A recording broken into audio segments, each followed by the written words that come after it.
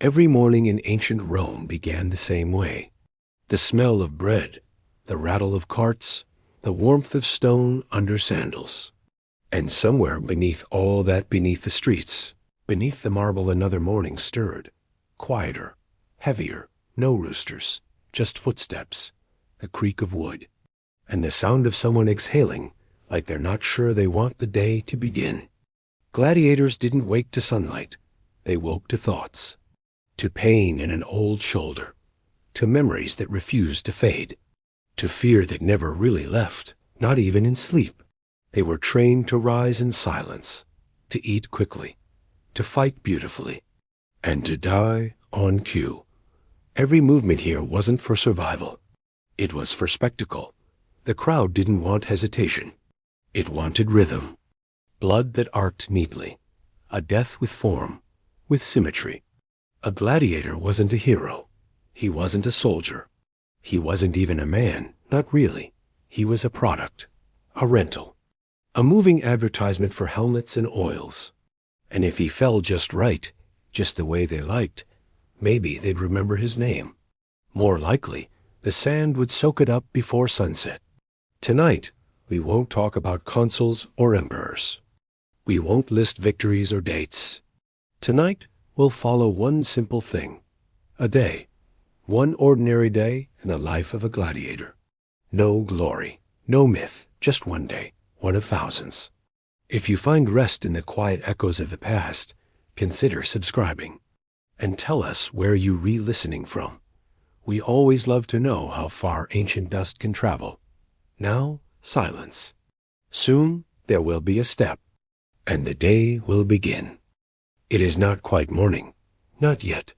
The sun hasn't risen over the tiled rooftops of Rome, and the streets above are still wrapped in a hushed blue-gray.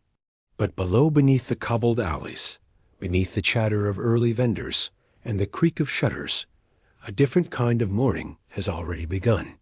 In the ludus, the gladiator barracks, no one waits for sunlight. The walls here are stone, old, dull, slightly damp even in summer. The air carries the scent of oil, sweat, and rust. A place where iron lives in the blood, and the walls remember every scream. There is no wake-up call, no bell, no shouted command. The men stir as if responding to something internal habit, maybe, or dread. One by one, they rise from low wooden cots, each lined up with unsettling neatness. No privacy, no curtain, no corner to hide in. Every breath, every movement is shared. The straw under their backs is uneven. It scratches the skin, especially where yesterday's bruises are still fresh. But no one complains. Complaining is a luxury, one they can't afford not here. One man swings his legs over the side of the bed and sits for a moment, elbows resting on knees, staring at the floor as if trying to remember what day it is. But the truth is, the days don't change much. There's sand, there's pain, there's training, and for some, eventually, there's silence. In the darkness, someone coughs short, dry, the kind of cough that never quite goes away. Another clears his throat and spits onto the stone, quietly, respectfully. Even spitting has rules here. The doctor enters. He doesn't speak. He doesn't need to. The doctor is the trainer, the overseer, the enforcer, usually an ex-gladiator himself. His body is marked with old scars, faded ink, and the permanent posture of someone who has learned how to move in pain. The men see him and begin dressing immediately. Slowly, efficiently. Tunics pulled over bandaged ribs, belts tightened, wrists wrapped with strips of linen. A few tighten leather around their feet.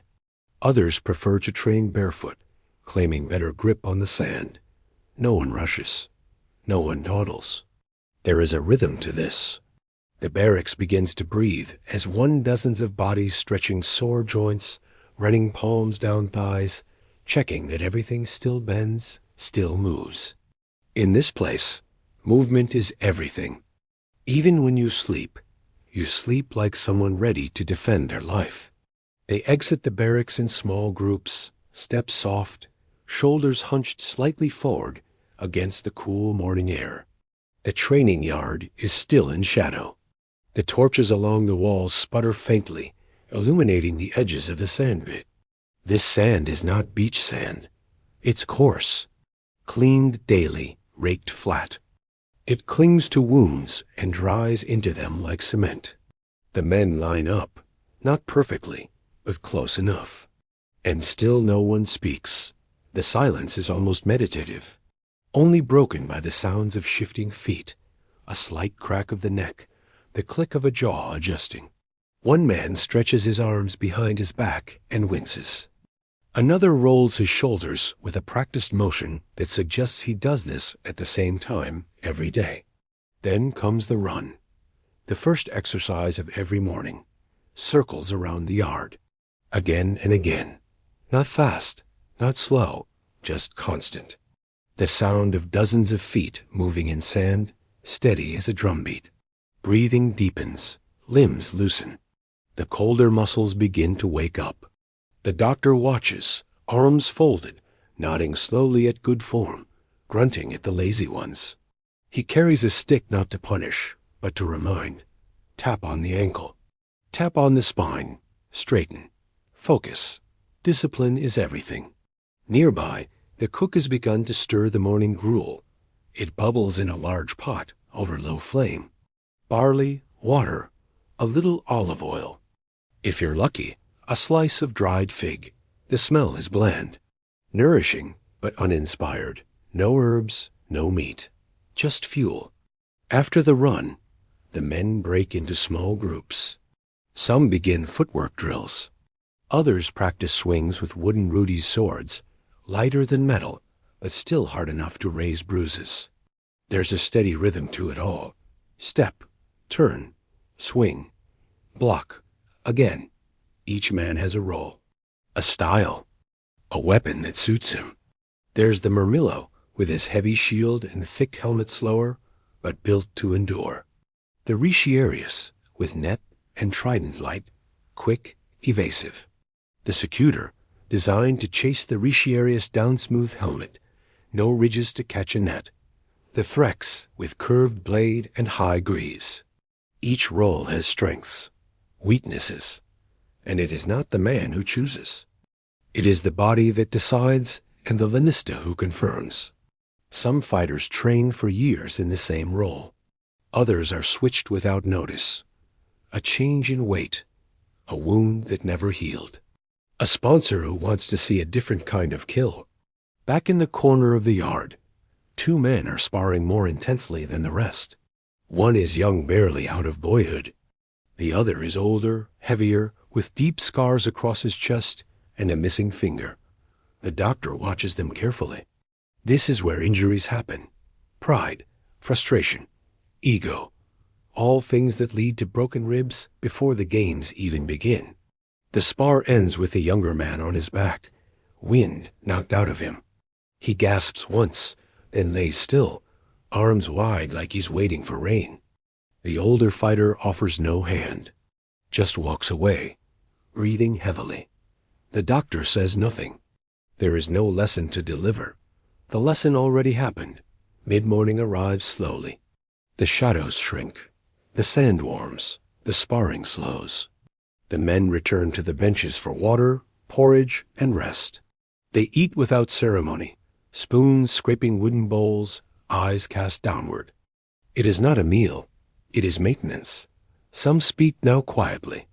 A few share brief words in Greek or Latin. One man chuckles at something, but the sound is hollow. Another asks what day it is. No one answers, because in here, days blur. You train. You fight. And maybe, you survive long enough to do it all again tomorrow. The sparrow lands again on the edge of the yard. It comes every morning. It is never scared. It doesn't understand this place. But then again, maybe it does.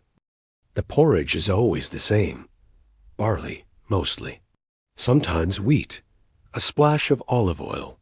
Salt when available. Occasionally, on a day when the gods are in an unusually generous mood. A fig, dried, dark, half-sweet. It's not meant to taste good. It's meant to keep men standing. They eat with wooden spoons, elbows resting on their knees, feet dusty with sand. The bowls are plain and shallow. There are no plates, no seasoning, no variations. One bowl per man, one ration per day. Sometimes two, if a fight is approaching. Food is a calculation here. A balance of energy and economy. Too little, and the fighters collapse. Too much, and they slow down. The lanista doesn't like either outcome. The gruel sticks to the ribs, literally and metaphorically. And when it doesn't, it comes up during training, a detail known all too well by anyone who's ever been hit in the stomach with a blunt training sword before digestion was complete.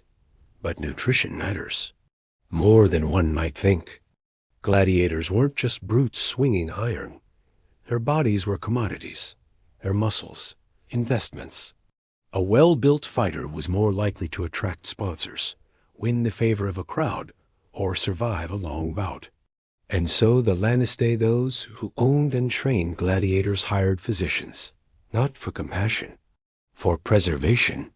Galen, one of the most famous physicians of the Roman world, once treated gladiators in Pergamon. He didn't do it out of love for the games. He did it to study trauma. Gladiators were, quite literally, the ideal research subjects.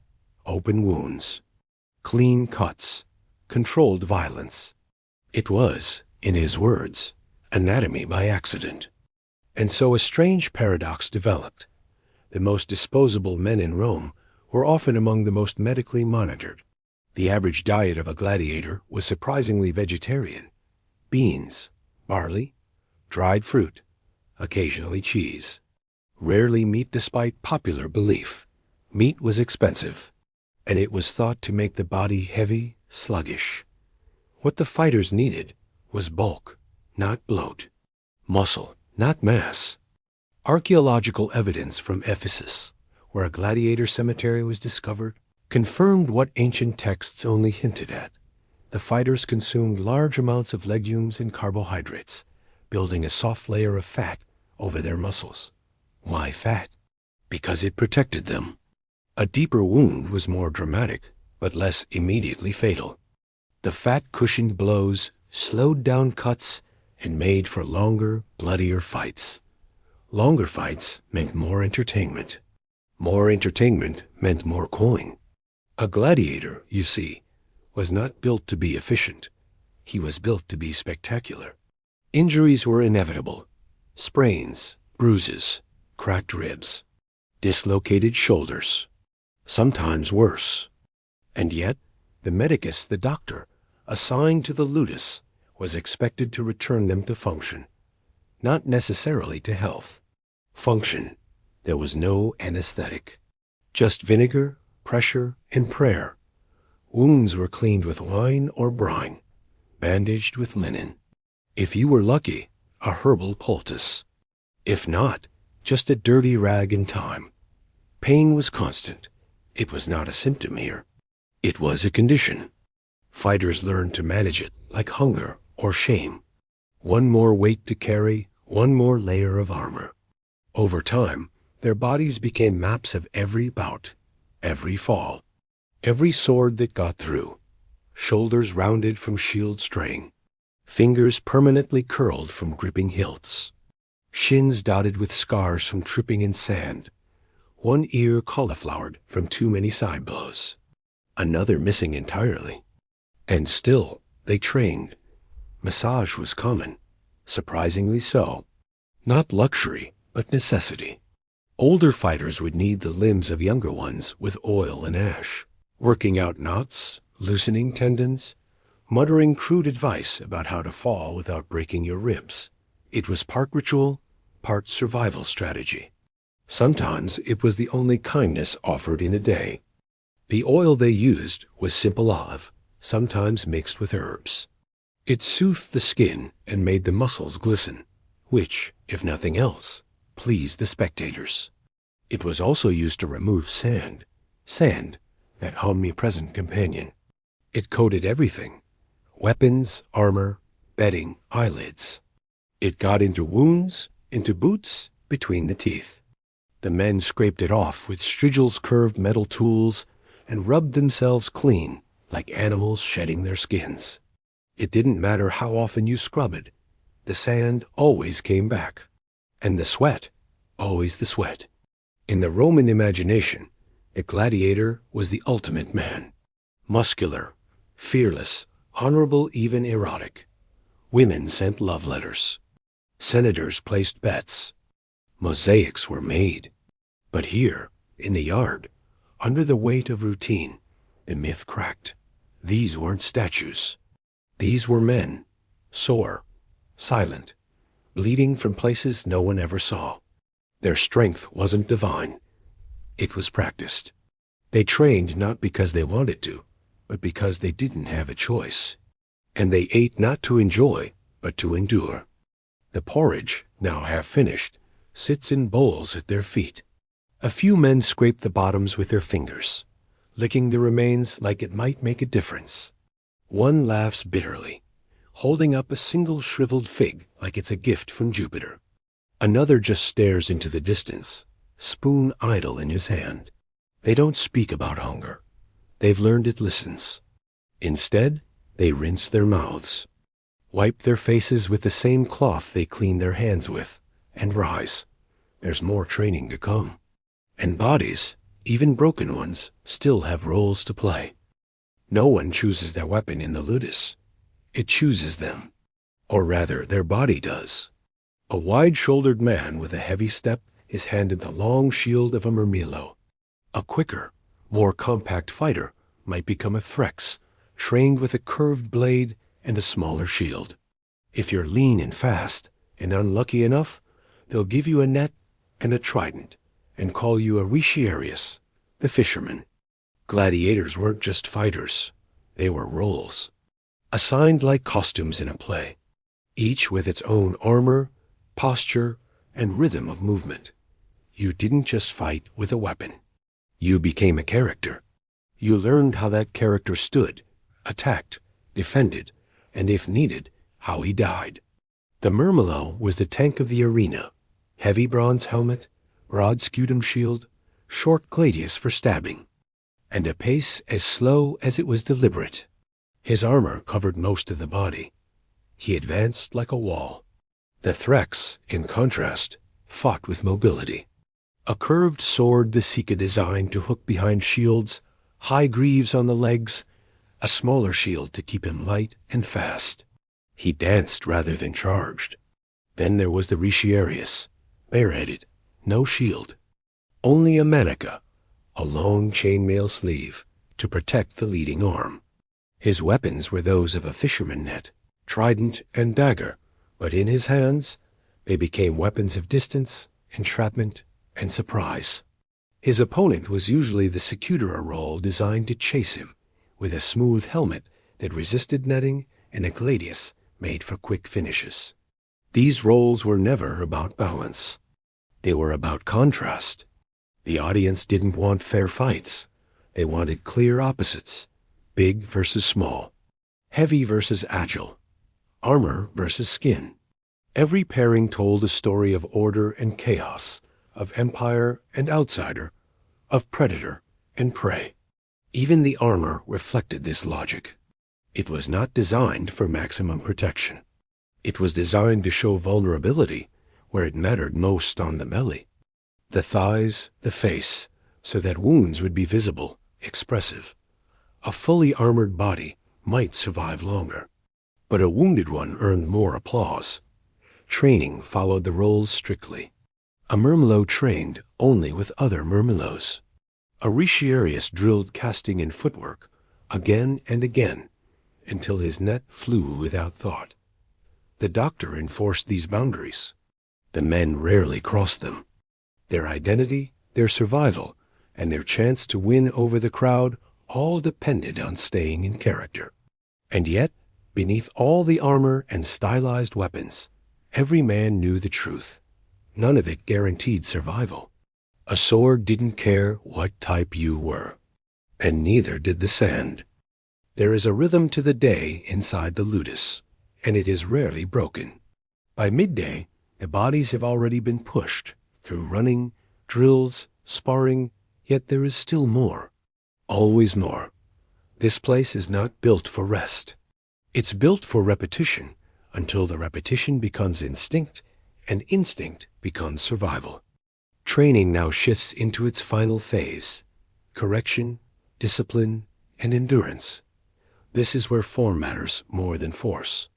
The doctor, ever watchful, moves among the men like a silent metronome, tapping with the staff when someone steps too wide, too slow, or too soon.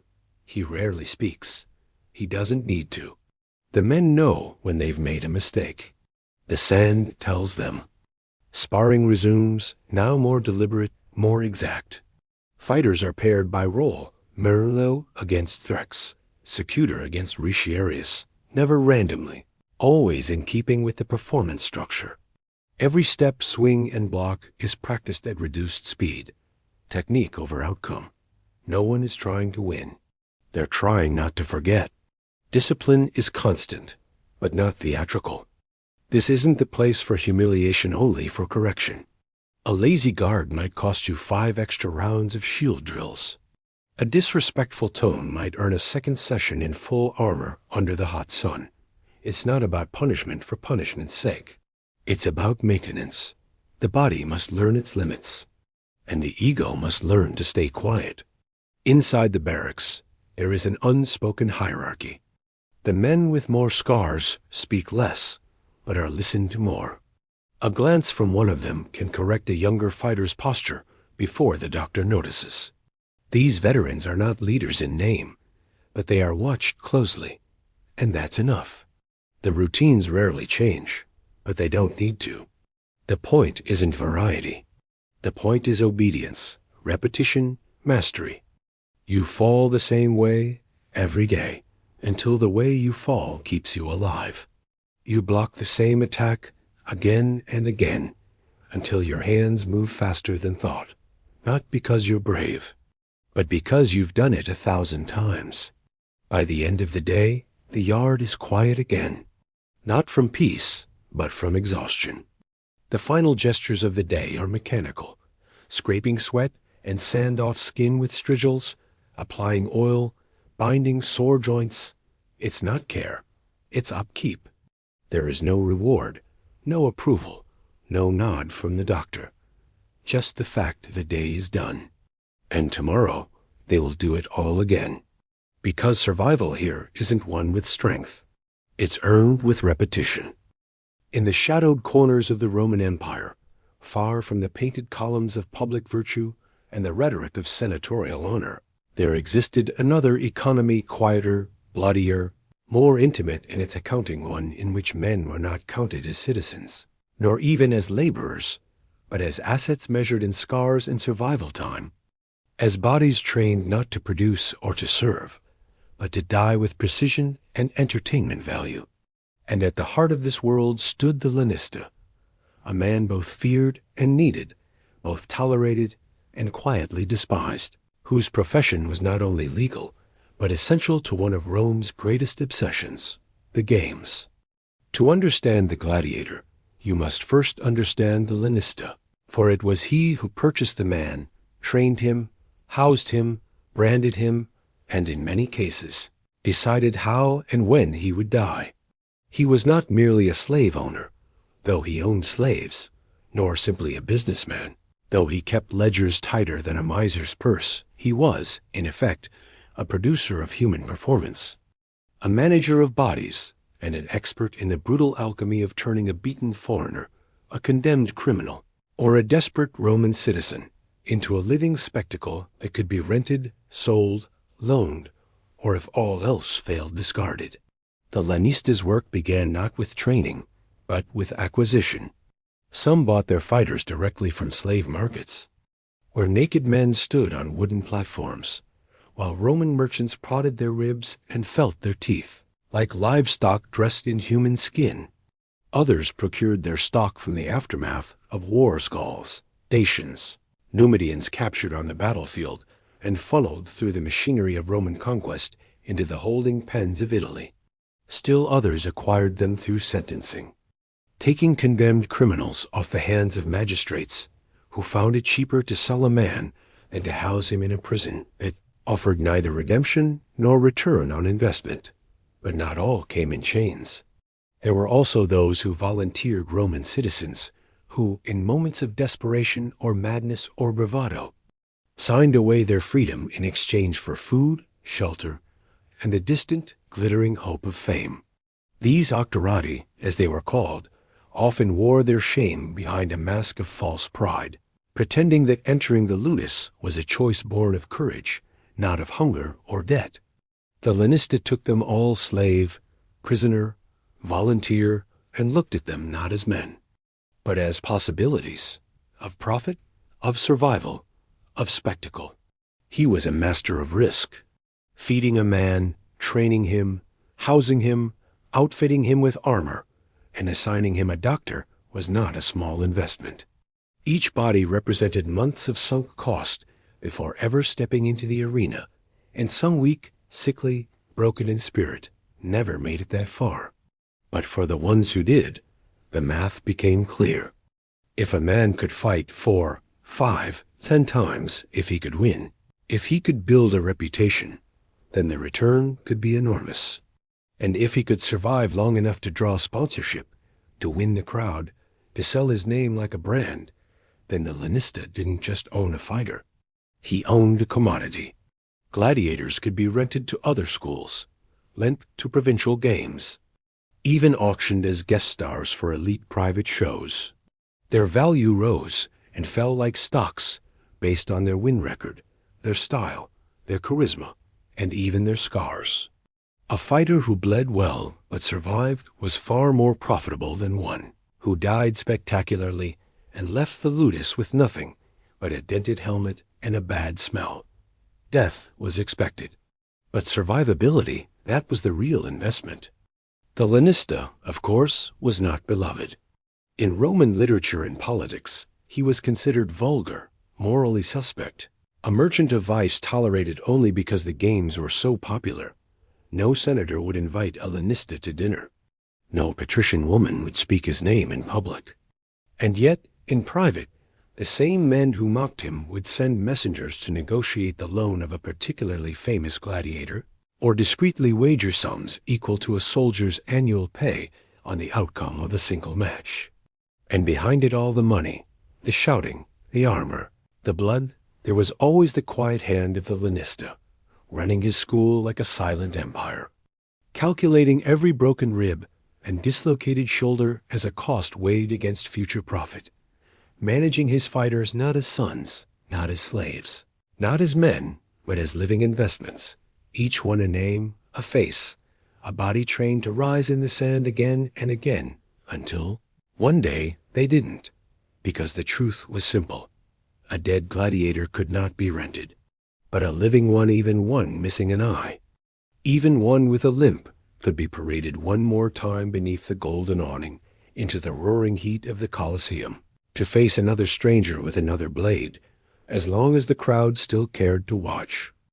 To understand how a man became a gladiator, you must first walk through the places where dignity ended, the slave markets, the military camps, the courts, and sometimes even the homes of desperate men, where a quiet signature on wax sealed a future of blood and sand.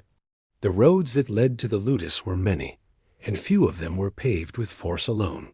Some arrived in chains, spoils of conquest, stripped of names and armor, captured in the distant forests of Germania, or on the sun-cracked hills of Thrace, marched for weeks in caravans that stank of sweat, blood, and fear. These were men who had fought against Rome and lost, not always with dishonor, but always with consequence. They were sold at auction like surplus goods, their muscles prodded with sticks, their mouths forced open to show they still had all their teeth. Their fate was not uniquely cruel. It was simply efficient.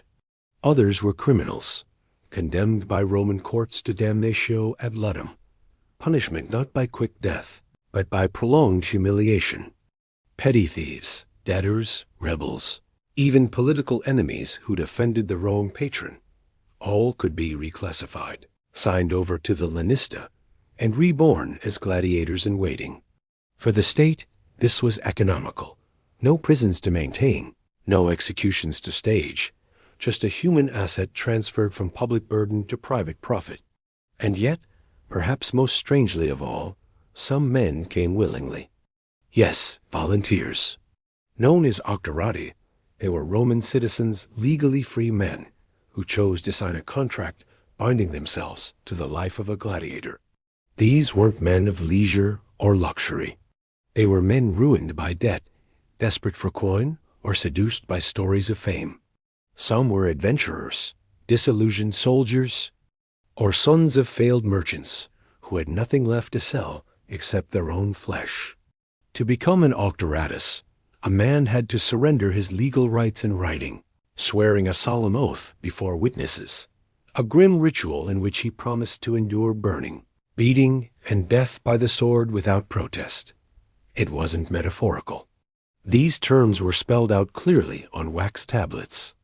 You were offering your body, not your time, not your service, but your body to the arena.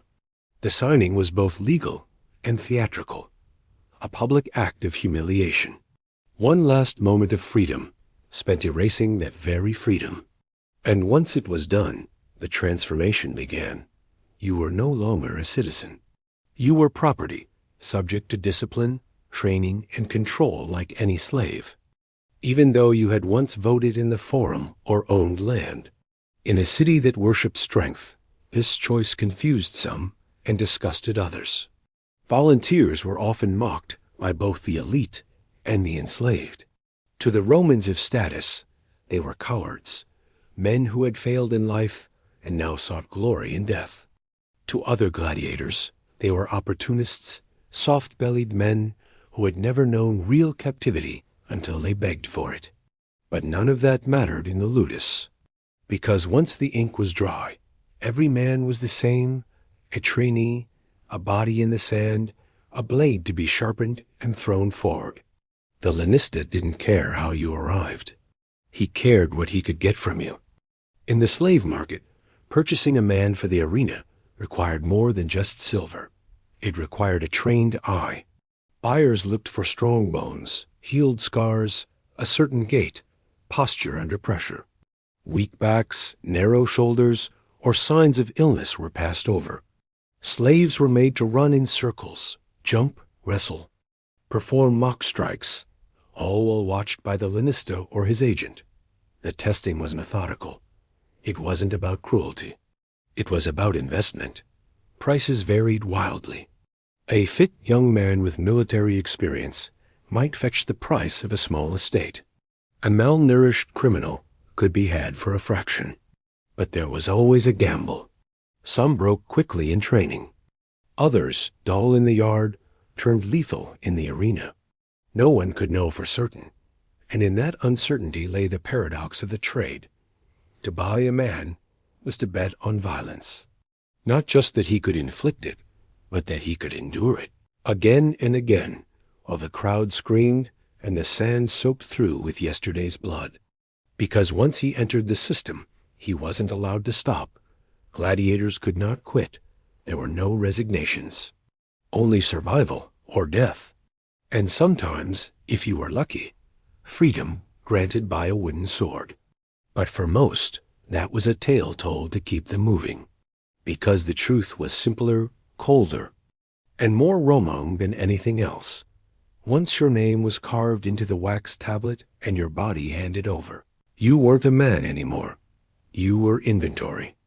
There is something especially Roman, almost beautifully cold, about the idea that a man could give away his own life, not in battle or in desperation, but through ink, oath, and legally binding agreement, and that the machinery of this transfer was not hidden in shadows or whispered through bribes, but laid out plainly on wax tablets and signed before witnesses, as if turning flesh into property were no different from leasing a vineyard or transferring a cart of grain.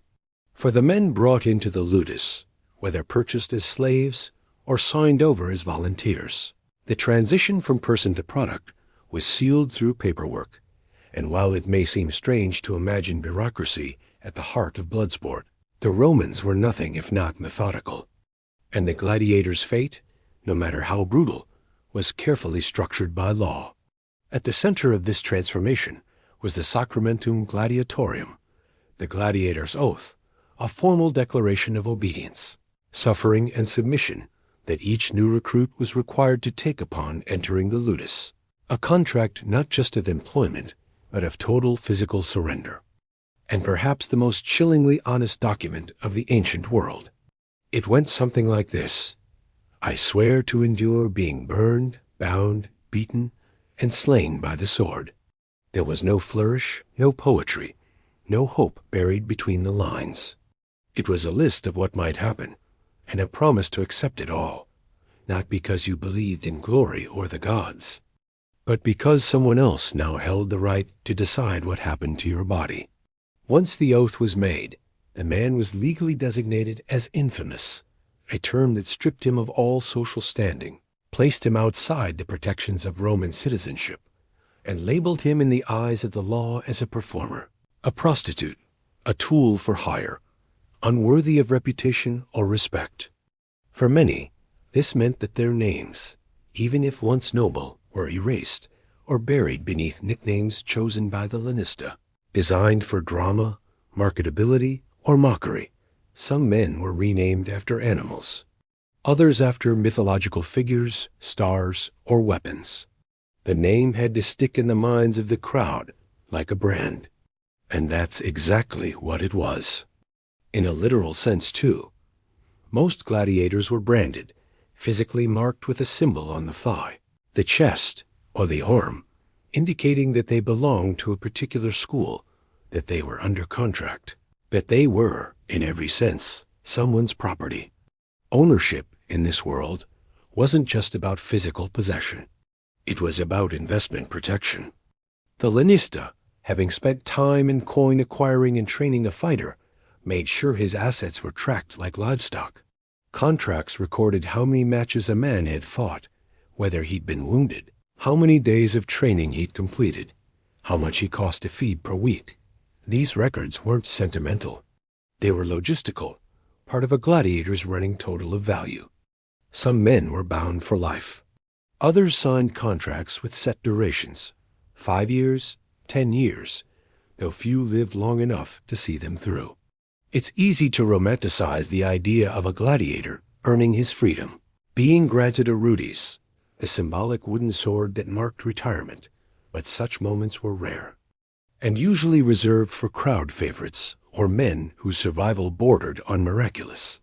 For most, the contract ended not with parchment, but with silence, the kind that falls when the sand settles and a stretcher is carried out through the gate. And yet, these contracts had power. They could not be broken, not without punishment. Escaping the ludus meant being hunted, sometimes by other gladiators. Running from a contract was not just betrayal, it was theft. You had stolen the value of your own body from its rightful owner. And in Rome, theft of property was a matter of law, not pity. Some tried anyway. There are records, scattered rare, of men who leapt from the barracks under cover of night, hoping to make it to the countryside, to lose themselves in forests, towns, provinces. Most were caught. Some weren't. But those who succeeded lived as ghosts, always in fear, never in safety, because even if you ran, you were still legally owned. Your debt never expired, and your name, once burned into a wax tablet, was not so easily forgotten. Still, a few earned their way out, by survival, by winning the crowd. These were the lucky ones, men who, after years of combat, were awarded the rudis and released into freedom with fanfare, applause, and a small purse of coin. But even they often returned, not to fight, but to train others, to relive what they knew. Because outside the ludus, there was no real home for them. No job, no family, no place in polite society. They belonged to the sand, even without a contract. because Rome might release your body. But the games, they never really let go. It is tempting to imagine the arena as a place where death was the product, where crowds came to see men butchered for pleasure, where the screams of the dying were consumed like bread and wine. But the truth, as always with Rome, is more complicated, more calculated, and in some ways more disturbing, because in the empire it made bureaucracy a kind of theology. Even violence had margins, and even death had a price. The gladiator, for all his fame and danger, was not designed to die quickly. He was trained to endure, not collapse. He was fed, housed, armed, and instructed, not because his life was worthless, but because it was expensive. A good fighter, one who could survive 5, 10, even 20 matches, was worth more alive than dead, and everyone involved, from the lanista to the emperor himself, knew it. Keeping a man alive, even a killer, even a slave, was good business. This was not mercy. It was math. Each gladiator represented an investment, a cost of purchase, the price of equipment, the daily expenses of food, oil, treatment, trainers, and guards. These costs added up quickly. A single suit of armor, custom fit and designed for visibility, could cost more than a small farm. A well-forged gladius wasn't cheap either. Add to this the salary of a doctor, the running of the training yard, the repair of weapons, the medical care for minor injuries, and what you had, quite literally, was a walking ledger. To send such a man into the arena for a single fight, just to have him die in the first few minutes, was financially foolish, unless his death could somehow pay for itself. This is where the crowd came in. Gladiators fought not just for victory, but for reaction. The louder the applause, the more memorable the performance, the more value the fighter gained in reputation, in sponsorships, in requests from elite patrons. A gladiator who pleased the crowd could be invited to fight in multiple munera, sometimes even outside Rome. His appearances rented out to provincial governors and wealthy, landowners eager to host their own private games. Each time he entered the sand, he generated income. But death, real, irreversible death, ended all that. A dead gladiator could not be rented. He could not be marketed. He could not be used again.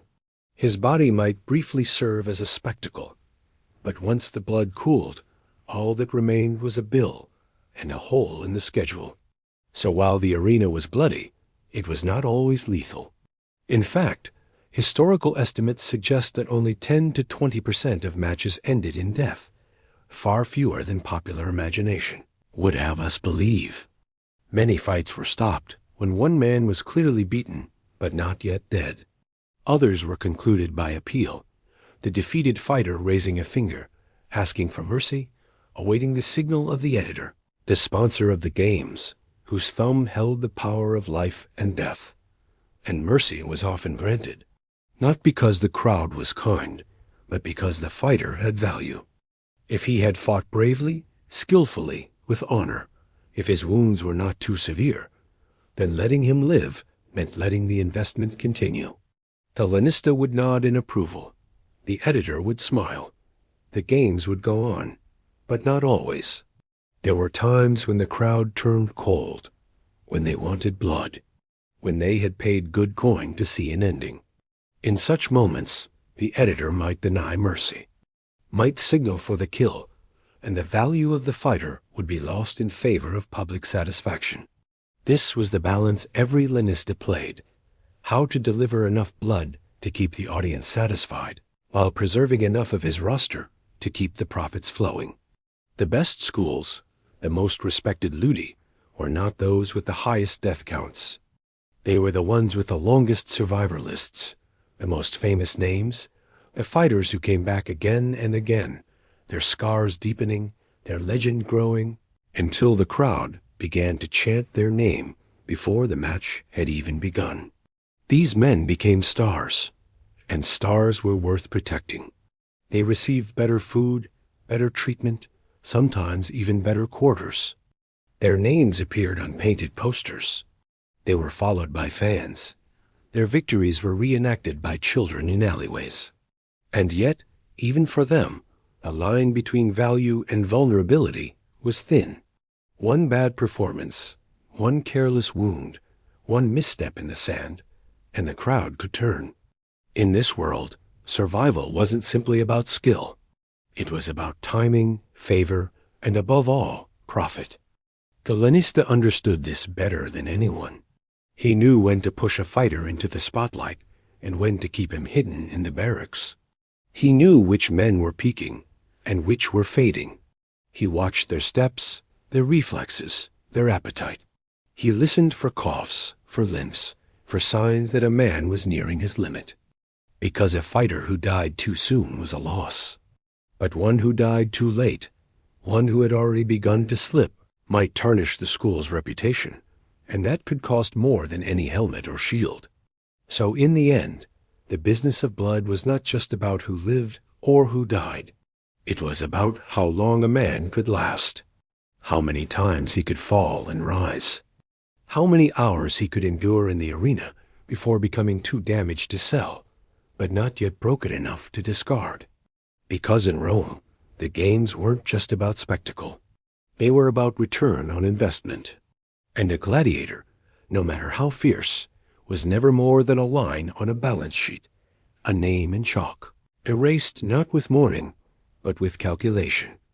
It begins in silence, not the soft, contemplative silence of sleep, nor the peaceful quiet of dawn, but the stretched, pressurized kind, like the stillness before a storm, when the world seems to hold its breath, and every sound that follows feels heavier than it should. Inside the ludus, the gladiators are already awake. They've been awake for hours, perhaps, though none can say exactly when. Time passes strangely on the morning of a match. Conversations are shorter. Meals are left unfinished. The sound of armor being fastened, of metal sliding into leather loops, echoes against the stone like distant drums, slow, steady, inevitable. There is no music, no laughter, no last words of encouragement. Only the routines, oiling the skin, binding bruised joints, adjusting straps that cut too deeply if worn too long. Even the veterans move with a kind of quiet reverence, not for the gods, not even for the crowd, but for the moment itself. Because this is the last silence they will know until it's all over. The march begins not with a trumpet, but with a knock, a guard signal at the door to the cells. One by one, the men are led out, not hurried, not dragged, just walked, as if to an ordinary task. Some peep their eyes down, others glance up at the open sky. A few mouth silent prayers.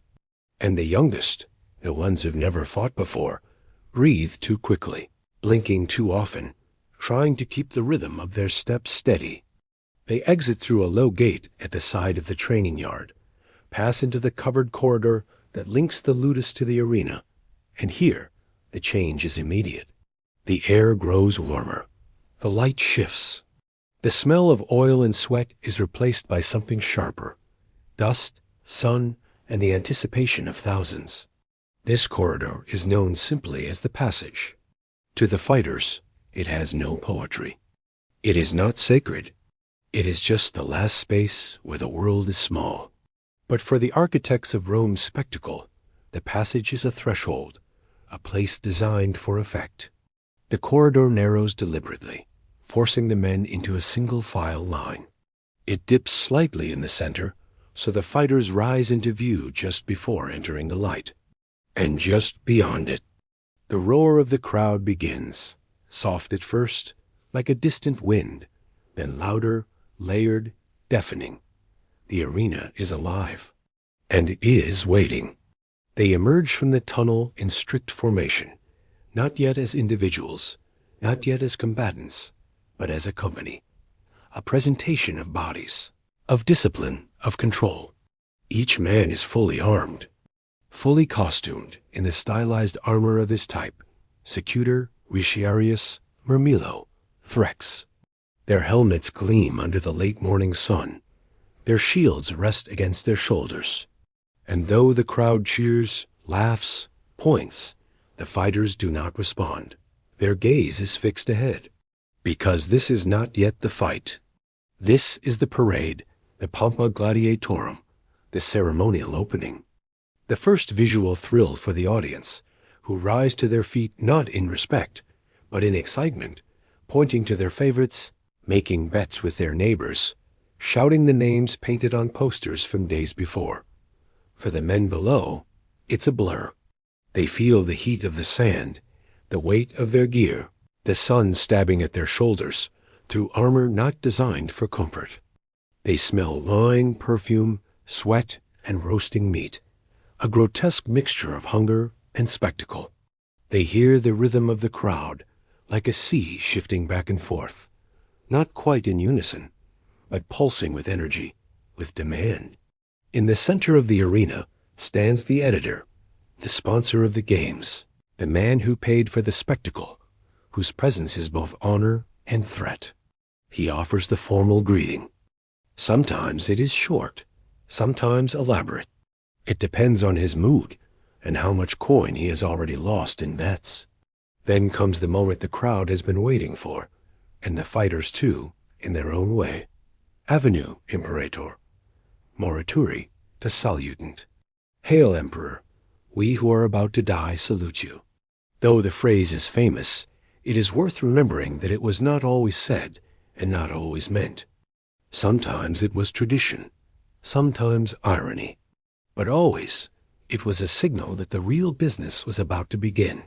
The men are now led to the side, grouped by pairings. The editor consults his assistant. The match schedule is finalized. Names are read aloud, and then, with almost no ceremony, 2 names are called. The first match. The crowd leans forward. 2 men step forward, lower their helmets, adjust their grips, and walk toward the center of the sand. Not yet enemies, not yet killers, but no longer men. There is no bell, no whistle, no starting pistol. Only a gesture, slight, almost dismissive, from the editor's seat, and the 2 men in the center of the arena begin to move. Not fast. Not yet, because the beginning of a gladiatorial fight was rarely a sudden rush of violence. It was slower, more deliberate, a kind of dance, rehearsed in form but not in outcome, where each step forward, each shift of weight, was a calculation built from weeks of training, months of drills, and the intimate, terrible knowledge that one mistake might cost more than pain. The crowd, at first, is impatient. They want action, blood, a sound they can cheer for. But the fighters, they know better. They begin with posturing, circling, testing, shield high, sword low, eyes darting not just at the opponent, but at the sand beneath, watching for uneven ground, for bloodstains that might still be slick, for the places where a foot might slide at the worst possible moment. To the untrained eye, it seems cautious. To the lanista watching from the shade, it is perfect form. The first strikes are almost ceremonial, probing blows, designed less to wound and more to reveal. A swing to test reach, a parry to test strength. Every clash of metal sends a sound into the amphitheater, not a cinematic clang, but a dull, solid thump, like wood on stone, or bone beneath iron. Then the rhythm changes. A slip, a stumble, intentional or not, and suddenly both men are moving faster. The secutor charges, shield forward, blade angled low. The retiarius, already sidestepping, casts his net wide, dragging it across the sand like a wave catching a swimmer's heel. The crowd rises, sensing the pace has quickened. A miss, a grunt, a gasp from the upper tiers. Then contact, not clean, not fatal, but real. The net catches, the trident swings. The shield crashes, and for a moment, the fight becomes noise. Dust kicks into the air, stinging eyes, coating mouths. The sun glares off the helmets, reflecting into the seats like mirror flashes. And beneath the roar of 10,000 throats, you can just barely hear it, the breathing. The short, sharp exhales of men who are not here to kill. They are here to perform survival. The movements are not wild. They are trained, etched into muscle over endless drills. Each dodge is a memory. Each strike, the echo of yesterday's bruises. They know how to fall without breaking their wrists, how to bleed without panicking, how to glance at the editor's podium without being seen doing so. This is not battle. This is calculated display. And yet, make no mistake, men do die here. It may not be the goal, but it is always a possibility. A knee slips. A helmet comes loose. A blade finds a gap in the armor. And when it does, the crowd does not scream in horror. They cheer. Because pain in this space is not a tragedy. It is the product they paid for. Still, most matches end before death. The losing fighter, if he is still conscious, falls to one knee and raises a finger, the gesture of surrender. And now, everything changes. The arena quiets. The editor leans forward. The crowd waits. Will it be mercy or the kill? There is no rule here, no standard. Sometimes the decision is made in a heartbeat. Other times, the editor plays with it, watching the fighter tremble, watching the crowd sway like a tide, shouting for blood or for grace, and then a gesture. The thumb. Not always the way you've heard it. Thumbs up meant kill, not mercy, according to some scholars. But however it was signaled, the meaning was clear. One man would rise, the other would not. If mercy is granted, the defeated man is helped up, not by his opponent, but by the attendants, men trained to move quickly, to carry the wounded, to clear the field before the next match begins. If not, then the winner delivers the final blow, quick and practiced, no dramatics, no speech, just a clean ending. And then, just like that, the sand settles again. The victor raises his sword, often silently. Sometimes the crowd chants his name. Sometimes they do not.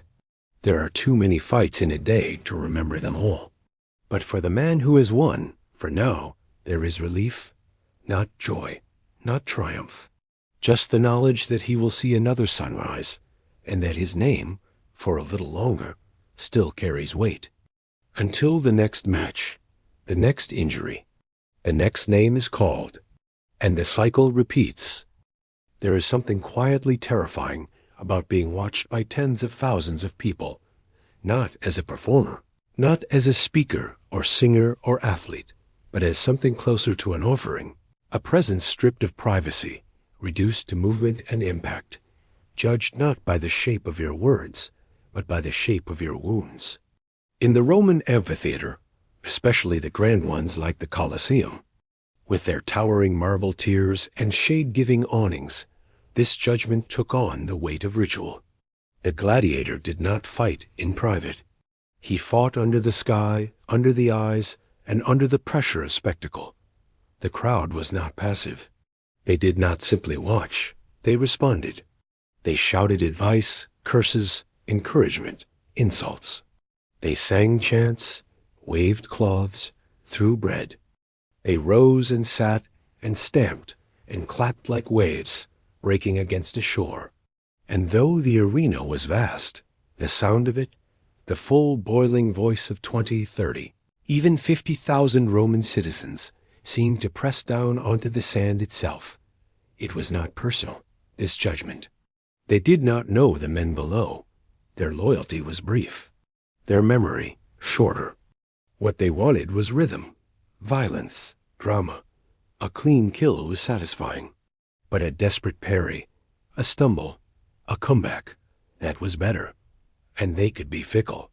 A fighter who had been a crowd favorite in the morning could be mocked by afternoon.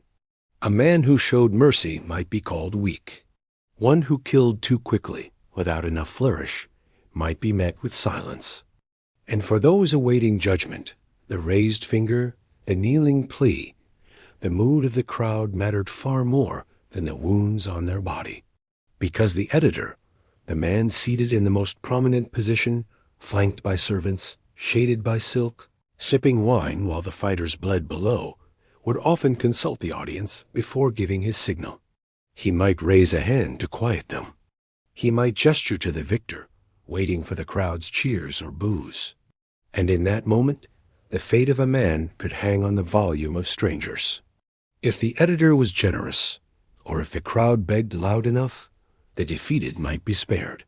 But if the mood turned ugly, if boredom or cruelty or the need for drama tipped the scale, then the sign of death would come swiftly, and no appeal would follow. This system, loud, theatrical, strange, was political as much as it was performative. The editor might be a magistrate, a senator, even the emperor himself. And to him, the games were not just entertainment. They were display of generosity, of control, of popularity. Granting mercy could make a leader look merciful. Ordering death could make him look decisive. Both were useful. The emperor, when present, sat in the imperial box, the Paulviner, attended by advisors, bodyguards, and occasionally visiting kings or ambassadors. From this height, he watched the same fight as the crowd, but with different eyes. He saw Rome's strength on display. He saw the message that even in death, order reigned. Because the arena, despite its blood, was not chaos. It was structured, regulated, choreographed in tone if not in outcome. And the audience, for all its noise, was part of that structure. They were not there to mourn. They were not there to reflect. They were there to forget, to drink, to cheer, to shout their frustrations into a space where no one would question them. In a city crowded with tension, political, economic, military, the arena was a pressure valve, and the gladiators were the ones who absorbed that pressure. Sometimes they were admired, sometimes mocked, but never ignored. For a few minutes, they became the center of the Roman world, not kings, not generals, not philosophers, just men with swords, standing beneath the weight of 100,000 eyes. And when the fight ended, when the victor was led away, when the loser was dragged from the sand, those eyes moved on, to the next match, the next name, the next roar. Because in Rome, the games did not pause. They flowed like the Tiber, like time, and only the crowd remained, watching, waiting for more. When the crowd roars for someone else, when the next match begins, and the blood of the last has not yet dried on the sand, the victor is already being led away, not through a hero's path or a golden gate, but through the same tunnel he entered from, still blinking dust from his eyes, the weight of his gear pressing heavier with each step, now that the adrenaline has begun to bleed from his limbs. There is no music waiting for him, no ceremony, just the muffled voice of an attendant barking instructions, and the distant, ongoing roar of the audience, as though it never noticed him leave. The walk back to the ludus is shorter than it felt in the morning. He is not carried, unless his wounds are too great. He is not comforted. No one asks if he is all right. Because to win is not enough to be spared pain. It is only enough to be spared death. Behind him, the sand is already being raked smooth, the stain of his fight scraped into a new surface for the next story. And this, too, is Rome. Clean, efficient, orderly, even in the wake of violence. Inside the ludus, the air is cooler, shadowed, and still. But the body is not yet finished paying its price.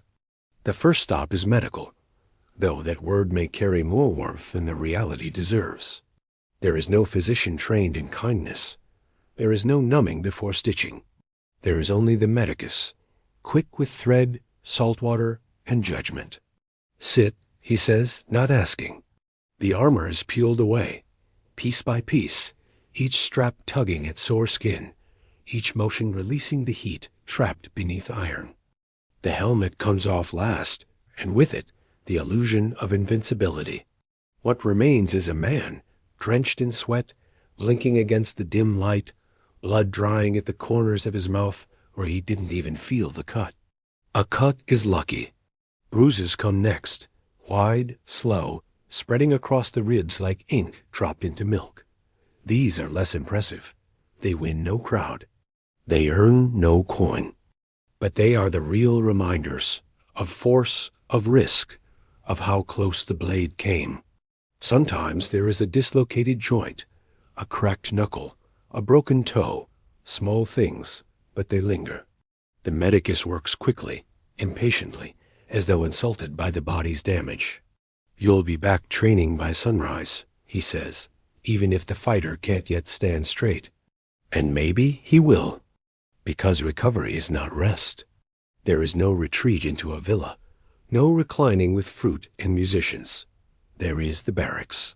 The same hard bed, the same coarse blanket, a bowl of barley or boiled lentils, a small measure of vinegar wine to cleanse the mouth of blood. Victory comes with no special meal, no laurel.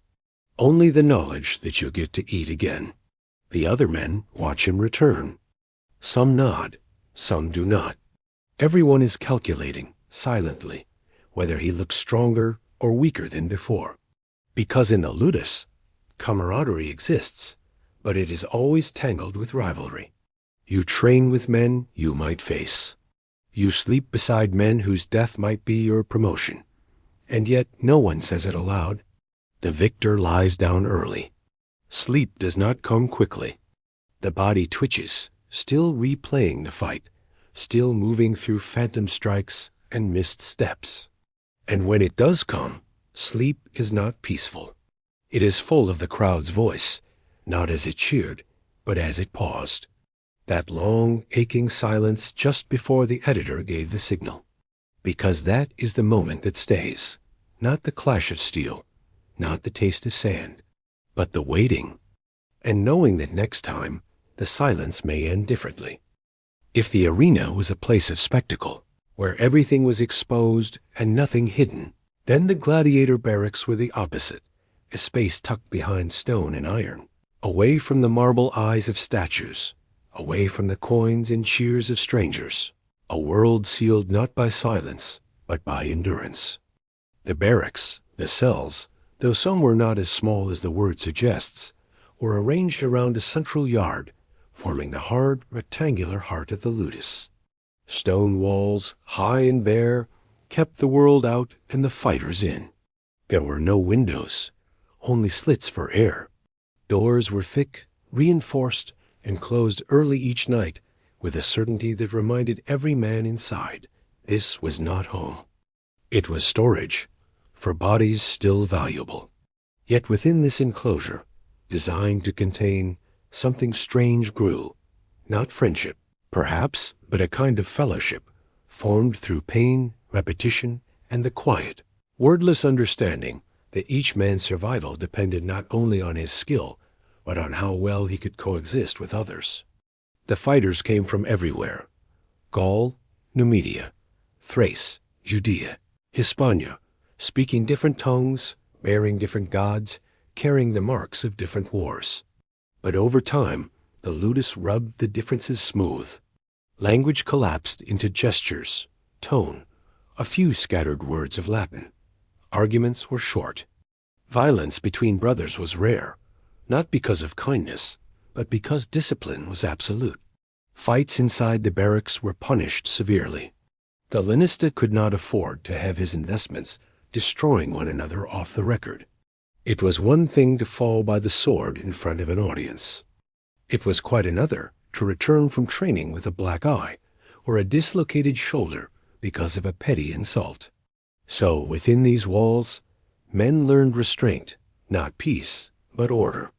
They lived 2 to a cell, sometimes 4, depending on rank, favor, and space. The rooms were not decorated. A single wooden platform for sleeping, a shelf, a clay jar for water. Sometimes, if the fighter had won enough, or been favored, there was a second blanket, the greatest luxury imaginable in winter.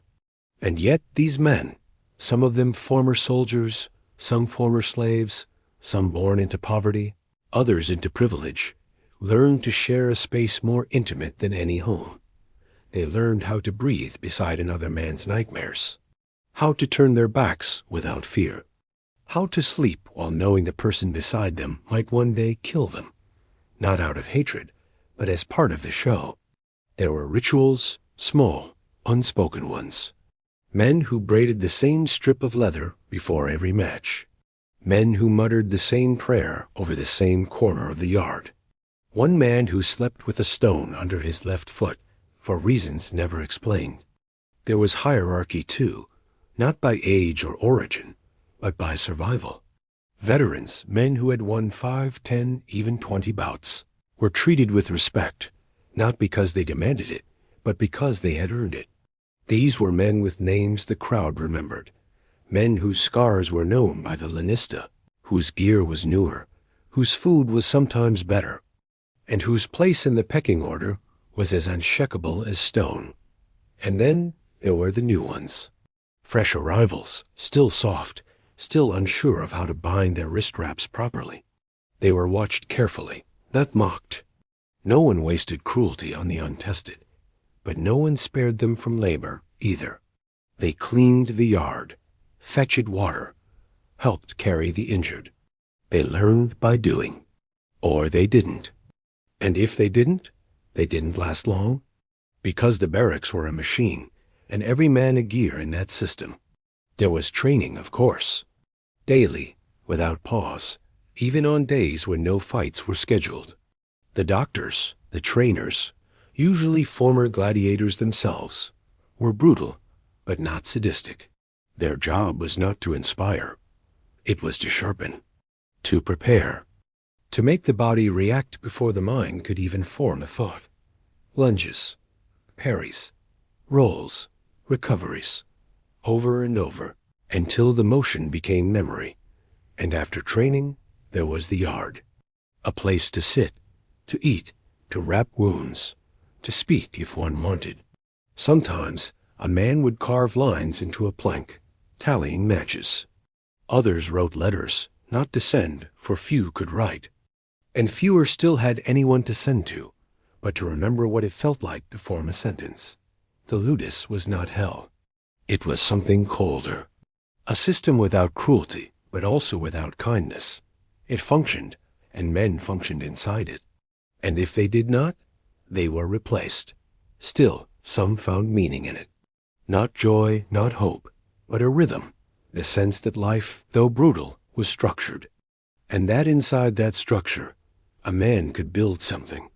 A reputation, a rhythm, even a legacy. Because in the barracks, the cheers of the crowd could not reach. But neither could the judgment. Only the men remained. And the quiet sound of whetstones, breathing, and the soft, dry shuffle of sandals on sand. The arena may have been the show, the stage, the storm, but the real work happened in the yard. Not in front of cheering citizens or adorned officials, but here, behind high walls and heavy doors, where the sun burned down onto gravel and sand, and where, every morning, the body was reclaimed from sleep and turned back into a weapon.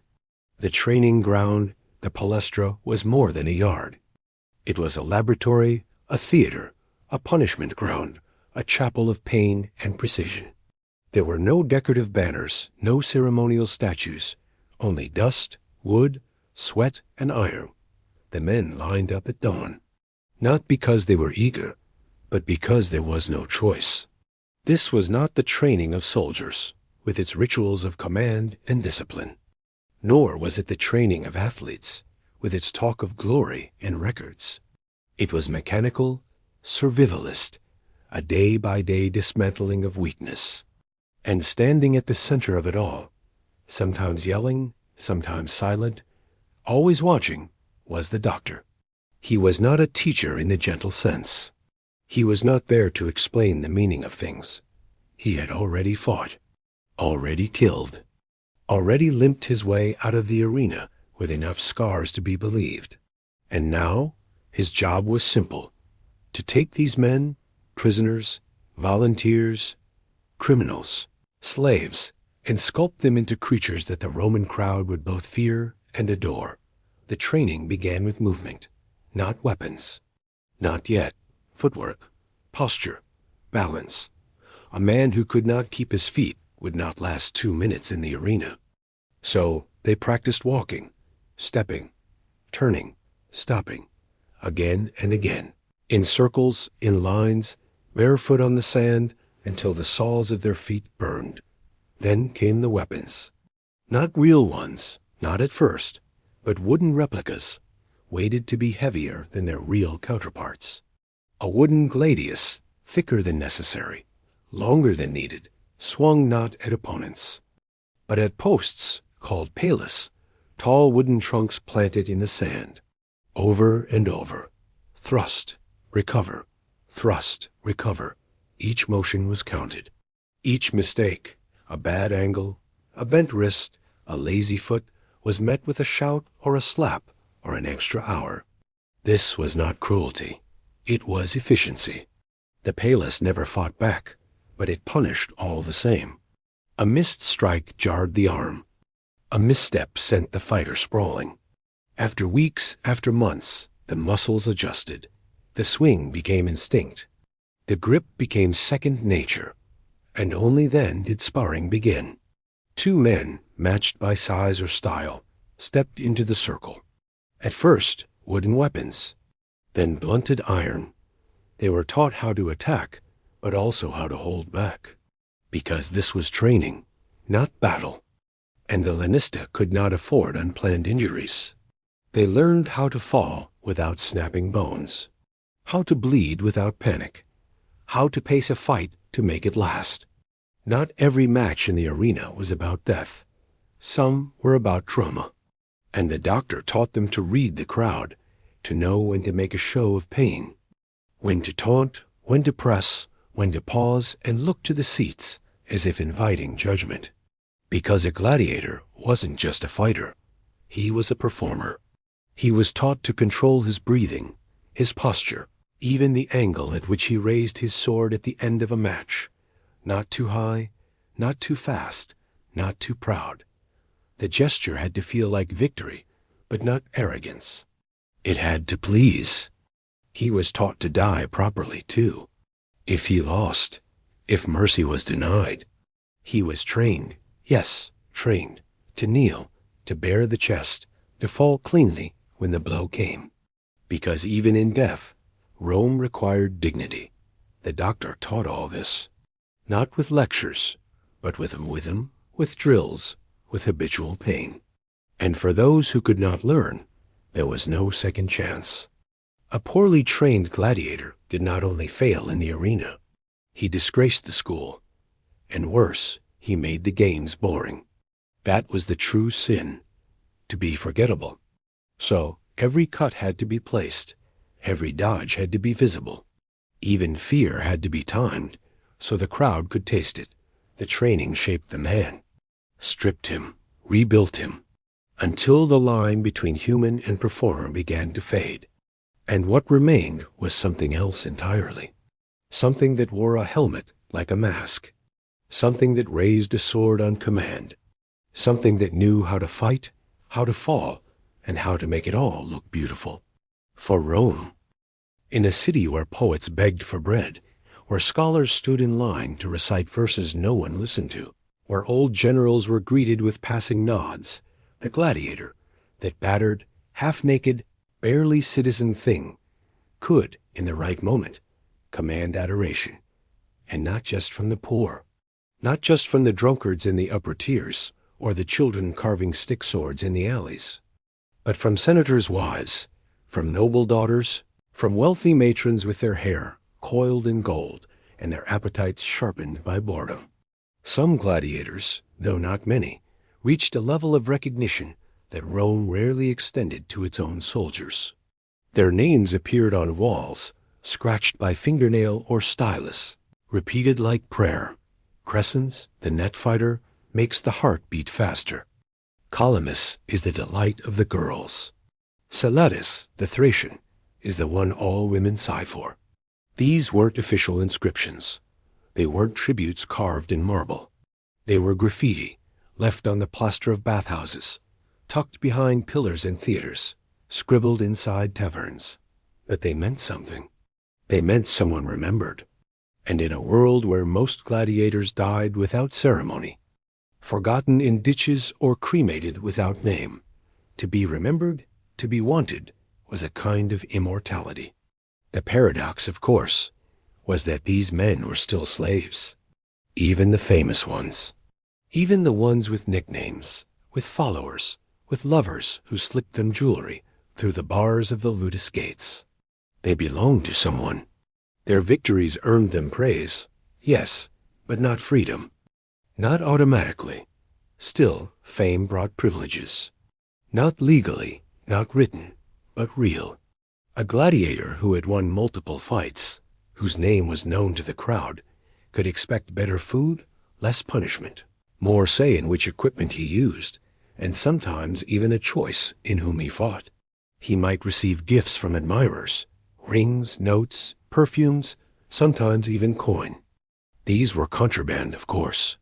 The lanista was supposed to confiscate them. But bribes moved in both directions, and a clever fighter could build a small fortune in favors before he ever earned his freedom. And then there were the affairs, the rumors, the whispers, of women of standing, wives of equestrians, daughters of senators, slipping into the barracks under the excuse of charity or curiosity, of long nights and short mornings, of children born with strong jaws and curly hair, whose mothers offered no explanation and whose fathers were officially unknown. The satirists had their fun with it. Juvenal, Martial, and others wrote sharp, knowing verses about ladies of quality falling for beasts of the sand, mocking the women. Of course, never the men, because even in satire, the gladiator remained sacred, or at least untouchable.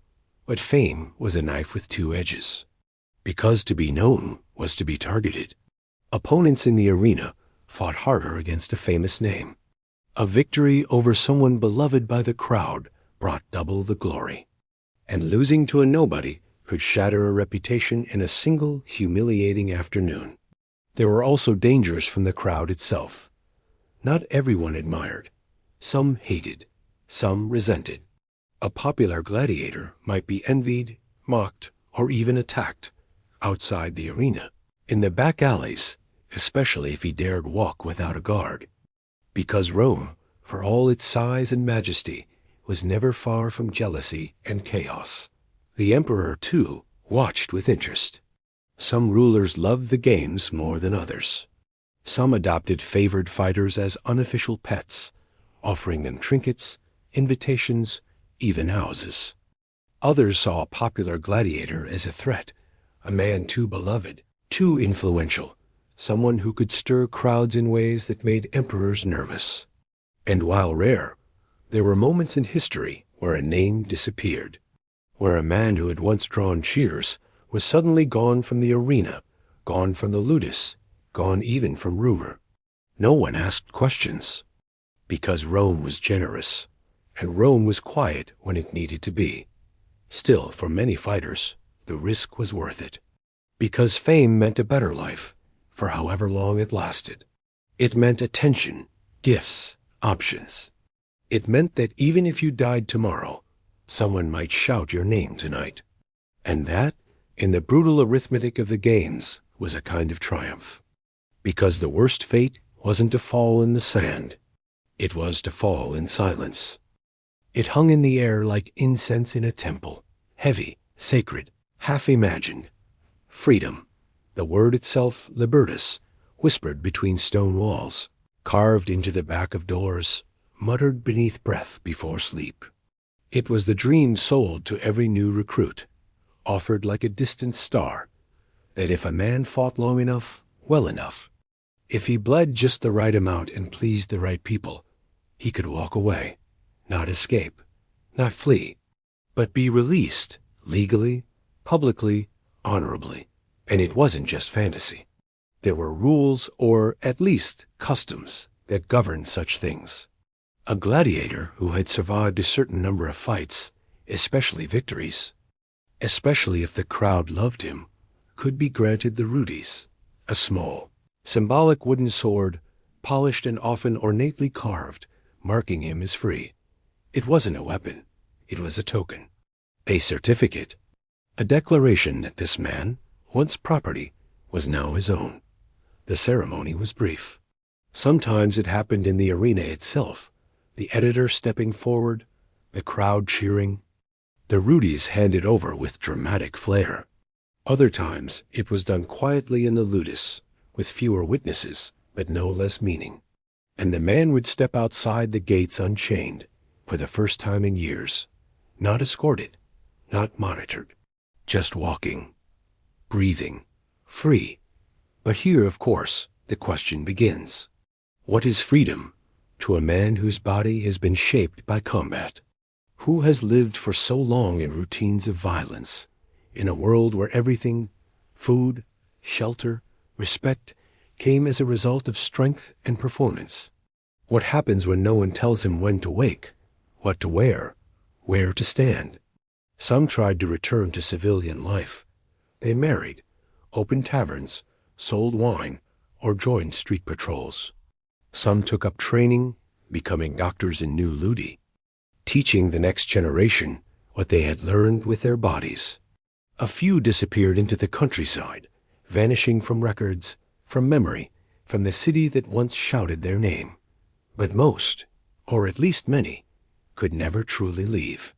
They returned, not because they were forced, but because they didn't know how to live without it, without the crowd, without the schedule, without the arena's terrifying clarity. Some re-enlisted, not as slaves, but as freemen fighters, signing contracts for coin instead of obligation. These were the Octorati, and their choice blurred the line between punishment and profession. To many Romans, this seemed madness.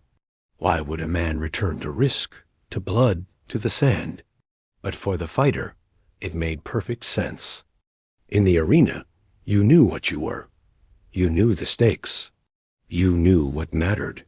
Out there, beyond the gates, there were taxes, debt, politics, gossip, and the slow unraveling of time. There were no cheers, no rituals, just waiting. And for some, that silence was more frightening than any blade. Others, even without returning, never quite escaped their image. A freed gladiator, no matter how wealthy or respected, still carried the brand, if not burned on the skin, then burned in memory. To the elite, he might still be a curiosity. To merchants, a novelty. To the poor, a hero. But to himself, he was always two people, the man who fought and the man who walked away. And sometimes, even he didn't know which one remained in control. Freedom, then, was never a finish line.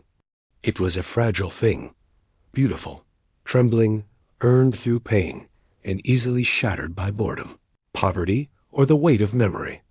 In the Rudies, that little wooden sword may have symbolized liberty, but in the hands of some men, it felt lighter than it should, almost hollow, as though it wasn't made to be held forever. No matter how many times he wins, no matter how many roars his name pulls from the crowd, the gladiator knows, even if he doesn't say it aloud, that his story will not end in triumph, but in silence, because the final match always comes. Sometimes it's announced, sometimes it sneaks up. A bad wound, a snapped tendon, a crowd that doesn't cheer quite as loud, or a sponsor who decides not to renew a contract. And then, just like that, the sand closes over a man's footsteps, and no one looks back. Rome is a city of movement, of construction, of demolition, of replacement. Statues are recarved. Names are overwritten. The arena does not pause to mourn the men who bled for it. It clears the sand and begins again. So what happens to the man who once stood in the center of it all? Some are buried, quickly, quietly, often without ceremony. If he was a slave, he might be dumped into a mass grave outside the city walls, just another body to return to the earth. If he had earned his freedom and saved enough, he might purchase a modest tombstone, a carved relief showing his figure in armor, perhaps with his name and a short line. He fought bravely. He pleased the crowd. A few, the rare few, had tombs built for them by patrons. Inscribed with Latin verse, painted with faded red and black, these were placed not in the forum, not near the temples, but along the long, dusty roads outside the city, where they would be passed by carts and travelers, not honored, just glimpsed. Because even in death, a gladiator was never fully part of Rome. He was close to the heart of the city, but never in it. He existed on the edge, not quite a slave, not quite a citizen. Famous, but not powerful. Admired, but not remembered. And so, over time, even his victories become numbers on a ledger, graffiti rubbed away by rain, names blurred into legend or lost completely. Even the arena forgets.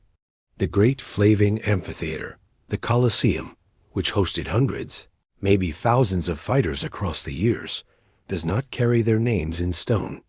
It remembers the emperors, the architects, the donors, but not the fighters, not the ones who made the crowd scream, not the ones who died facing lions, not the ones who bowed to mercy and received none. Because Rome does not reward service, it rewards memory, and only a few are allowed to keep theirs. Still, traces remain. A dented helmet found in a collapsed cell in Pompeii, a ring inscribed, "To my beloved Secutor," a wooden Rudy's buried beside a man with one arm and a shattered collarbone, a name, Felix, carved in large letters on the plaster wall of a tavern. Felix won 14 fights. May he win again. And in these fragments, we glimpse something rare. Not glory, but persistence. A reminder that for every marble general, every gilded emperor, there were men in iron masks, standing in sand, sweating under the Roman sun, waiting to fight not because they wanted to, but because they had to. And they did it well, better than most. Long after the crowd forgot, long after the stones wore smooth, the echo remains, just faint enough to sleep beside. In the heart of the empire, where marble columns held up the sky and golden statues of emperors looked down with unblinking eyes, something darker churned just beneath the polished surface. Not rebellion, not war, not poverty, but something even more threatening to a civilization that worshipped control. Boredom. Rome, vast, disciplined, mighty, feared chaos. Yes, but it feared stagnation even more. And it knew, with cold clarity, that a people too long at peace, too long at ease, too long without fire in their blood, would turn their eyes inward. They would question. They would remember hunger. They would notice injustice. So it gave them distraction. It gave them noise. It gave them bread. And it gave them blood. The phrase panem et circenses, read in circuses, was not satire. It was not exaggeration. It was policy. A tool so effective it outlasted emperors, survived plagues, and ran longer than most legions. And at the center of that machine stood the gladiator, not as a man, but as a mechanism. He was not chosen for justice. He was not judged for morality. He was selected, trained, stripped of identity, given a name, a style, a weapon, and offered to the public as an offering, a symbol, a spell to ward off unrest, because nothing reminded Rome of its order like a fight in the Colosseum. There, in the presence of tens of thousands, the empire reasserted itself, not through law, but through spectacle. Citizens from all classes sat side by side, the rich in shade, the poor in sun. Senators sipped wine, slaves ran errands, children screamed, and all eyes watched the same thing. Violence rendered beautiful. The message was not subtle. Here is strength. Here is obedience. Here is punishment for failure. And above all, here is control. No chaos in the arena, only structure. No revolt, only rehearsed death. No confusion, only discipline. Even the animals played their part. Exotic beasts, brought from the edges of the known world, paraded before the people, killed or killing, became proof that Rome ruled the earth, not just with its armies, but with its appetite. A lion from Africa, a bear from Germania, a crocodile dragged from the Nile, squirming in chains, speared to cheers. To the citizens seated in the stands, these weren't just entertainments. They were affirmations. The world outside the walls was wild. But here, in the arena, everything had a place, even death. And the gladiator? He became the bridge between Rome and the wild. He was both outsider and citizen, beast and man. He reminded the crowd that violence could be mastered, that even a criminal, a prisoner, a conquered foreigner could be made to bow, could be made to die on cue. It was not about cruelty.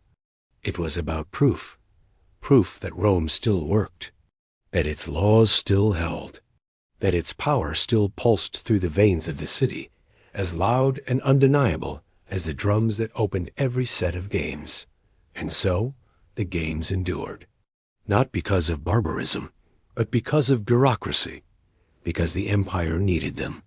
They were part of the budget, part of the calendar, part of the rhythm of the year.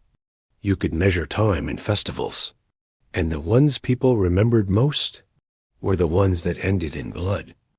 Rome fell, not in a single night, not with a single blow, but slowly, like a colossus eroded by wind and time. Its aqueducts crumbled, its legions faded, its emperors turned from marble to dust. And yet, among all the structures it left behind, the roads, the ruins, the law, one figure remained, stubbornly, hauntingly present, the gladiator. Long after the amphitheaters collapsed, long after the last match was held, when the empire was memory and the Tiber flowed past broken statues, the image of the man in armor, sword raised, face hidden, body battered but unbending, continued to live. But it was no longer history. It was myth. Not the cruel, transactional reality of the ludus, but a new shape. A lone warrior, a symbol of resistance, of bravery, of freedom found in chains. He became, over centuries, whatever the teller needed him to be. To medieval scribes, the gladiator was a warning, a symbol of decadence, of Rome's fall, of sin disguised as entertainment. To Renaissance thinkers, he was a curiosity, a tragic relic, part noble savage, part tragic actor, proof that the ancient world, for all its brilliance, was still brutal. To 19th century painters, he was a fantasy, heroic, muscular, dying beautifully beneath a shaft of sunlight, surrounded by gasping women and awestruck crowds. And in the 20th century, as cinema found its voice, the gladiator was reborn again, this time in flickering black and white, then in widescreen technicolor, then in slow-motion battle sequences accompanied by swelling orchestras. Now he was no longer a slave. He was a hero. He fought not for coin or obligation, but for justice. He defied tyrants. He loved queens. He looked the emperor in the eye and refused to kneel. Audiences cheered. Critics wrote essays. Posters lined dorm room walls. Merchandise followed. And somewhere in all of this, the man himself, the real man, the one who once woke in a stone cell with bruised ribs and blistered hands, the one who feared silence more than death, was buried under layers of admiration. He had become too large to touch, too noble to bleed, too stylized to suffer. A paradox, really, because the gladiator was never meant to be remembered this way. He wasn't free. He wasn't powerful. He was trained, owned, discarded, but he was visible. And in a world where most suffering was hidden, behind palace walls, behind battlefield dust, the gladiator suffered in public. He failed in public. He bled in front of everyone. And something about that, across time, became holy, not because it was beautiful, but because it was undeniable. People admire courage in secret, but they worship it when it performs. And so the myth endures. Not in museums, but in stories. Not in marble, but in muscle memory, of actors, of writers, of children swinging toy swords in the yard, pretending not just to fight, but to lose, to rise, to fight again. We don't dream of being generals. We dream of being gladiators, because they are broken men who stand anyway, because they are defeated and still dangerous, because they are allowed, for one moment, to become more than what they were made for. And even if that moment ends in death, the story does not. There is a silence that follows the crowd, not the hush before the cheer, not the tense pause of judgment, but the deep, expansive quiet that comes after the drums stop, after the gates are barred, after the sand has been swept smooth, and the blood rinsed away, and the last of the vendors has closed his stall. Rome sleeps. And somewhere inside the ludus, in the dark corridor that leads to the barracks, a man sits with his back against the wall, eyes half closed, feeling the ache of his body slowly replacing the memory of movement. He is not dead. He is not dying, but he has been spent. Every muscle is speaking to him in the slow language of soreness. His knuckles are raw where the grip slipped. His ankle throbs from that final pivot. His right shoulder, the one he favored, the one he always favors, feels heavier than it should, and yet he is calm. Not because he is happy, not because he won, but because the day is over, and he survived it. In the flickering torchlight, the stone around him looks golden, but it is cold. A few feet away, someone else is breathing, slowly, rhythmically, already asleep, already dreaming, or already beyond dreams. There are no cheers now, no eyes watching, no gods paying attention. Just men, scarred, sore, alive. The stillness is not peaceful. It is earned. The kind of stillness that only comes after tension has been held, been released. The kind that leaves the air thick with a kind of invisible warmth, as if the body itself has become the only fire left burning. He thinks briefly about home. Not a place, exactly, but the idea of it. Somewhere before this. Somewhere without sand or shouting or swords.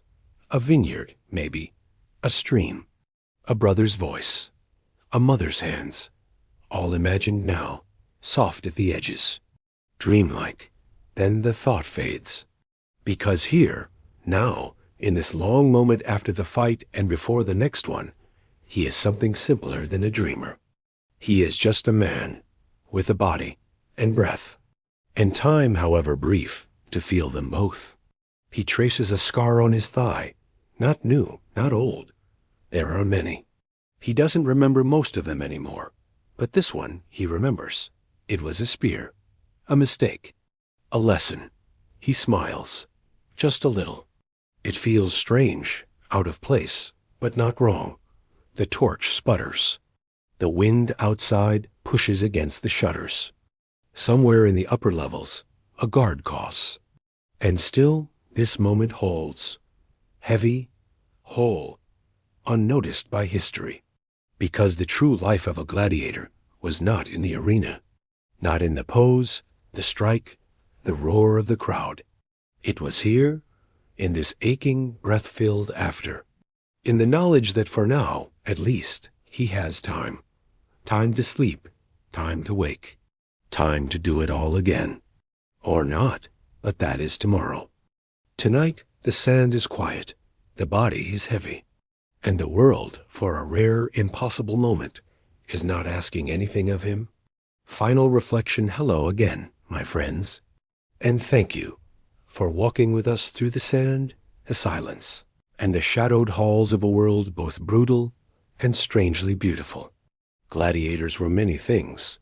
Warriors, prisoners, actors, slaves, heroes, victims, and in many ways they were Rome itself, stripped of its marble and left with only the iron underneath. They were made to fight. They learned to perform. They suffered in public and died before strangers, but they also lived. And in their living, in every bruise and breath and exhausted moment of stillness, they became more than tools. They became men. and they endured. May their memory, like the echo of the crowd, fade slowly, soft enough to dream by. Good night,